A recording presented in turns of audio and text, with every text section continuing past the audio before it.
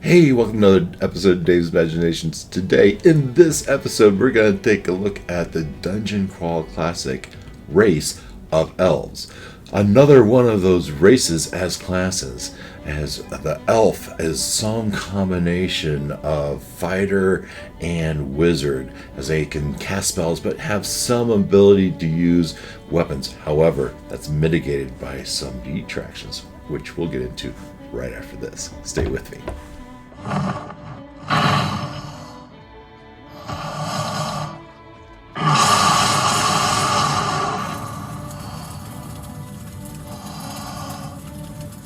So looking at the elf, well, let's jump over to the PDF. Here we are, the elf. You are a strong, slender demi-human native to the woodlands and shaded forest. You avoid the provincial oafs of the younger races with their bumbling war-making and crude superstitions against the noisy backdrop of the empire's rising, falling, and rising again. Your magical enclaves advance the study of arts and crafts millennia in making. Yeah, so you live for 1,000 years. You're just like the elves of lore. Your lifespan spans a millennia, not just decades. Your hit points, you have a d6 hit points. That would, of course, would always be modified by your stamina. You have a nice selection of weapons: sword, short sword, staff, spear, two-handed swords. Elves often wear armor of mithril, even though it affects their spell casting. Because of their sensitivity to iron, elf characters are trained from an early age with mithril weapons. Before they depart on a life adventure, they have acquired mithril equipment. At first level, an elf may purchase one piece of armor and one weapon that are manufactured of mithril at no additional cost. Mithril armor weighs slightly less than iron or steel of the same type and can be worn by elf without pain normally associated with metal. Your alignment can be any alignment. All right. Magic. Elves practice arcane magic sustained by traffic with otherworldly creatures. More so than human wizards, they form relationships with these demi beings and can request their aid from beyond. Where human wizards may cast a spell to summon a demon a few times in his life, that elf, because of his longevity, may have a lifelong relationship with that demon. Elves have one or more extraplanar patrons who sustain their magic. As such, their spells tend more toward those associated with the elemental or demonic powers. Elves are determined randomly. Elves' spells are determined randomly, like wizards, except for the invoke patron and patron spell below. So the caster level is in conjunction with their actual level, and supernatural patrons, like wizards, they invoke. The elves invoke supernatural patrons, and elf automatically receives the spells Patron Bond and Invoke Patron at first level. They have infravision in up to 60 feet, and they are immune to magical sleep and paralysis, but they are vulnerable. They're sensitive to the touch of iron, and then if they have prolonged contact over time, they can actually take hit point damage per day if they're kept in direct. I can just picture elf in shackles and agonizing in pain as those shackles are giving him a hit point of damage each day.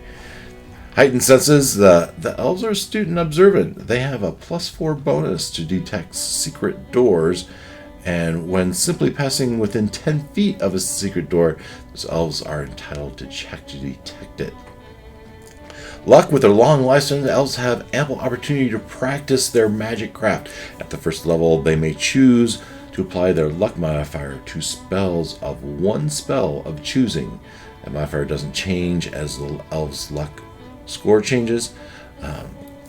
So as they use their luck, that score modifier always stays the same. The languages they speak, elf, they spoke common, and they also knew additional languages based on their intelligence modifier. Action dice. Elf's action dice can be used for attacks or spell checks at any level. And then we get into the chart. Here we can see they're on attack. They have a simple attack modifier, and then they have their own crit dice. And then on the action dice, there's still one action. Now their action can be used for a spell or a weapon attack interchanged. And then we get into spells known. They know 3 spells at the first level, at max spell level 1, and then we can see how that grows over time. You have your reflex, fortitude, and willpower. That's +1, +1, +1. That is in addition to your established willpower, fortitude, or reflex. So if your agility was +1, this is a +1, so your reflex would become a +2. Now elves, a little bit more simple. All alignments. This is unique to elves. All the other ones had different titles based on your alignment, but the elves only have one set of titles. So first level they're a wanderer, and then third level they a quester, and 5th level they become an elder. So that is the elf. Quick addendum on magic. So in magic, anyone casting magic. You have the clerics, you have the wizard, you have the elves that can cast magic. When your character casts magic, you roll on a 1d20, add your caster level, and apply your luck modifier. This is a spell check, right? Also, you add your personality modifier if you're cleric, intelligence modifier if you're a wizard. Wizards also apply modifiers for wearing bulky armor, and there may be other modifiers specific to certain circumstances. You compare your result to the spell table, and you get the actual result of the spell. The higher, the better. Spell check made when the spell is first cast, and then if the casting time is more than 1 round, higher results may reduce the casting time. Casting spells can result in criticals and fumbles. Spell check results in a natural 20 is a critical success. A caster receives an additional bonus to his check equal to his caster level. Compared to the casting table for that spell for the result. A spell check with the natural 1 is always a failure. A result of 1 may also result in corruption or disapproval for the clerics. Concentration. Some spells require concentration. While concentrating, the wizard or cleric can take no action beyond walking half speed. Combat damage, a fall, or other significant interruptions require the spellcaster to make a will save against a DC 11, or they lose their concentration and spell's interrupted. Spell checks by other classes. If you're a warrior, you shouldn't be casting a spell. But if you do, you roll a D10 for the spell check instead of a D20. The thieves also have an ability to roll a higher die. Saving spells. In general, the saving throw against a spell uses a DC difficulty class equal to the spell check. For example, a color spray cast with a spell check resulting in a 17 requires a will save of 17 or higher to resist. Reversing the spells. So, you have the ability to learn a spell in reverse. So, like mending could be a tear, or enlarge could be reduce. Now, this is more difficult, and so if you want to cast it in the reverse, you have to use 1 lesser dice. So if you're rolling a D20, you'd probably use a D16 instead. Spellburn. This is something that's really cool. So wizards, in particular, have the ability to reduce any of their attributes by 1 to increase the die they roll. When they roll that D20, their spellcasting roll, they can increase the result of that by burning one of their attributes. So if you needed a 12 and you rolled an 11, you can burn one of your attributes. So let's say you had a strength of 10. You can reduce that strength of 10 back down to 9 and add that to your spell to get to the number you need to go. Now, when you do that, your modifiers related to that attribute would go down. So if you went from a 9 to 8, you go from 0 modifier to a -1. Now, you do get some of that back on a long rest. I believe you get 1 point of your attributes back in a long rest. So, but you can burn as many of those as you want. If you want to, and indeed in here it says if you want to burn up to 20 points of an ability scores in one fell swoop, it's an automatic critical hit. regaining spells via spell. So you can also use a Spellburn if you cast a spell. Remember, if you cast a spell and you don't get that requirement. So if you color spray and you didn't roll that 12, let's say you got a 10 and you didn't spend any Spellburn to get it, and you would actually lose that spell. And you can cast as many times as you want during the day until you lose the spell. And so if you lose the spell, though, you can get it back by using the Spellburn to regain that spell. And it would be 1 point of Spellburn for each level of the spell. Now, failed Spellburn, a magic user who rolls a natural 1 on a spell check while using Spellburn suffers the loss of that ability and still doesn't get to cast and still has to roll on his chart to see the effect of that spell, of that failed spell. Spellburn by clerics. Clerics don't do Spellburn. We'll just leave it at that. Don't do it. All right. And then healing Spellburn damage. All right. So this is saying that sometimes our clerics would tandem with a wizard and heal a wizard as they were doing the Spellburn. And this says, hey, the cleric's god probably isn't going to appreciate that. The god is likely not in alignment with the patron of the wizard. And so here it talks about the different Spellburn actions, things you could do to mitigate or to do instead of doing attributes. You could do a number of different things, and you can roll this table. Regaining spells, you regain all of your spells on a long rest. And then Mercury, the firstborn son of a witch hanged at the trial, wields black magic adroitly. An orphan raised by Satyrs is a student of druidry. As a result of the effect of magical spells varying according who casts it, a magical rite invoked by one magic mage may be powerful or even different than the same ritual cast by a peer. The variegations are not predictable, as the subtleties that produce them can never be fully cataloged. Mercurial magic, the mercurial nature of magic, is reflected in the game terms. When a wizard learns a new spell, he rolls on a table, like that 5-2 table, to determine how the spell manifests in his hands. The percentile roll is adjusted by his luck modifier, and the player rolls on that table 5-2 for every new spell he learns, and its effects are specific to that spell. So, when you cast a spell at great cost, every time the wizard casts a spell, someone he knows dies. Yikes, that's pretty severe. If we just roll down, that's too far.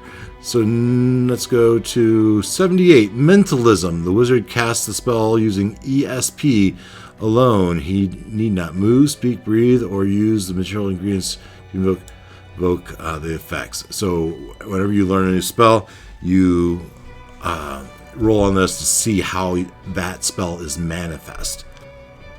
Alright, so then you have things called corruption for wizards. Low-level wizards, high-level wizards are subject to corruption. Continued use of magic results in changes. Each and every time a wizard rolls a natural 1 on a spell check, he suffers the effects of a spell failure. Moreover, the spell may misfire and he may suffer a corruption. In that you can burn luck to avoid corruption. A wizard that suffers corruption may burn a point of luck to avoid corruption. That luck can be burned after the player rolls to determine if the corruption result. Note, the luck cannot be burned to avoid the spell misfire, only to avoid the corruption. And depending on the result, if you are in the corruption space, you could have a minor, major, or severe or greater corruption. You can have generic spell misfire. Although every spell table includes results from misfire, the judge may occasionally need generic effects. So this is generic spell misfire table. All right, the Wizard Grimoire, Ritualized Magic. So the Wizard Grimoire is basically their spell book. That spell book can be different depending on the type of wizard you choose to play, whether it's a stone or tablets or scrolls, but experienced wizard learns to recognize magic in all its forms so that he can better steal it. Determining spells at new levels. Wizards know spells as indicated in the table. At each level, the wizard learns new new spells. In the course of his travel, he may come across other spells. He may steal another wizard's grimoire. He may find etchings in a lost tomb. He may find new spells, and he may choose to learn that spell when he reaches a new level instead of rolling randomly. If the wizard has not come across sources of such knowledge, then his spell choice is determined randomly. Learning spell, just because the wizard finds a description of how to cast a spell, doesn't mean he can actually pull it off. Your character must make a check to learn the new spell to which he's exposed, and then the judge will give you criteria for this check. So this is saying picking and rolling. This is just saying that if you get 4 spells that are absolutely horrible, you don't like any of them, talk to me, talk to the judge, and they will likely let you swap out one. Ritualized Magic. Their spells listed here are primarily oriented around an adventuring wizard. As such, they do not include the great rites and rituals of the era, those magical invocations which take weeks or months to complete. Know that there are more powerful rituals. These rituals typically mandate spellburn and sacrifices of various kinds, which the caster can summon forth unearthly creatures from beyond space and time, whose powers are not limited by physics, we know. With that caveat, it is possible to cast ritualized versions of spells presented here, which are more powerful than their mundane brethren, especially for wizards, as ritualized casting of a normal spell can generate exceptional results. Typically, this ritualized version is actually a different incantation than the normal version of the spell, and as such is considered specialized knowledge that may be discovered or devised in its own manner. Ritualized magic for clerics can also involve some of the following conditions, but it's typically influenced by highly specialized rites. So you can use a circle of mages to do a ritualized magic, and then it goes through here and says for each magic user that adds, each wizard past the first adds half of his spell check bonus to the overall spell check. A casting circle has a minimum casting of 1 turn per mage involved and is often closer to 1 hour per mage involved. So this is no short thing. Additional benefit of casting circle is the ability for multiple mages to contribute to any additional spells cast during the ritual. For example, the spells Wizard Staff and Breathe Life may require casting additional spells to imbue the staff or a golem with a particular power. Sacrificing treasure or creatures can improve the results of the spell check. Typically must have some relevance as an ingredient to the spell being cast. And here it goes through exactly how that works. So it can be obtained material sacrifice in rapidly advancing increments. Sacrificing enemies of the caster or his patrons or creatures appropriate to the spell type can grant a bonus. The judge's discretion and good taste is encouraged.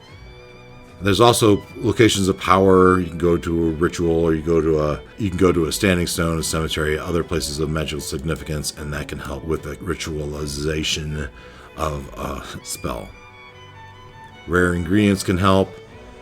Automatic corruption. Offering one's own mortal shell for consumption of supernatural powers can greatly aid a casting, but it's extremely painful. Any casting ritual where the caster offers to voluntarily accept corruption can add an extra 2 to 6 bonus points of spells. So we're talking about how to increase your spell check, and it can be worth it as you look at some of the higher levels of spells. They can get pretty incredible. You can increase time. That can also increase the modifiers to a spell check. Of the different things in Dungeon Crawl Classics, the magic, the use of magic is one of the more complicated ones. So I encourage you to read it, and you'll probably reread and read it again until you figure out exactly how it works. But I also think it's one of the coolest things you could do, as I love the chaotic nature of it. Now again, I say chaotic, I don't mean the alignment chaos. I just the randomness of how it's used and applied, and how it might work, it may not work. It's pretty cool. So that's a little summary about magic use in Dungeon Crawl Classics. So what do you think of the elf? the tall, slender elf with their extra abilities, the ability to detect hidden doors, and their infravision, and their ability to use spells as well as weapons, and then their vulnerability to iron. I think that makes them kind of unique myself. So if you like the idea of being able to do a little bit of both, the elf might be for you. What do you think? What's your favorite spell? How would you use the elf? Would you have them using a weapon? Would you have them casting spells? Or would you actually do what they're saying to play a little bit of both? Let me know what you think of the elf down below. And while you're down there, if you don't mind, also hitting that like and subscribe. I appreciate it. As we have been covering all of the races and classes for Dungeon Crawl Classics, as our group, my group, is leading toward starting a campaign? Starting to play more Dungeon Crawl Classics as we go into a season of trying this out. So I'm creating these videos for my group, but I think most people can benefit from them as well. We play every Thursday night, and I'm making more of these videos, and I hope you're enjoying them as much as I am. Until next time, I look forward to seeing you in the next video.